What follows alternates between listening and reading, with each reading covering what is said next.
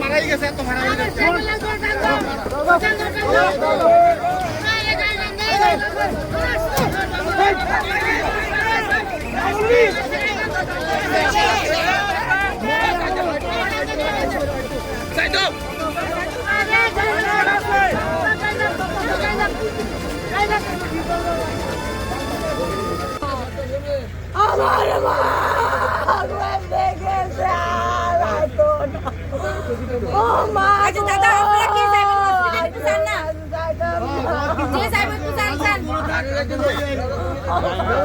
ব্যবস্থা নাই তাহলে নিশ্চয়ই এখানে আমরা দরজা লাগবো, নাহলে কি করে আপনার জ্যাক লাগবো, এই দুটো জিনিস লাগবে।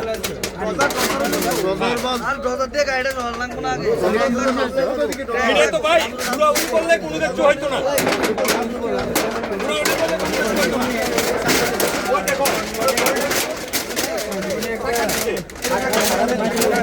আর কোনো কি নাম ছিল নামটা আমি বলতে পারবো না। কটার সময় দুর্ঘটনা ঘটেছিল স্যার? 10:30 কোন জায়গাটা স্যার? 10:30 দুর্ঘটনা ঘটেছিল স্যার। ব্রিজের পাশে। স্যার টাইমটা কটা বলেছেন স্যার?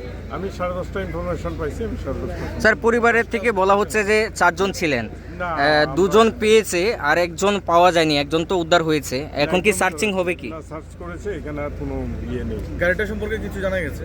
না, গাড়িটা কিল্লার দিক থেকে আসছে, এটা বালির গাড়ি, মোস্ট প্রবাবলি পুরানা গাড়ি। এটা দেখে মনে হচ্ছে যে ফিটনেস কা প্রবলেম আছে।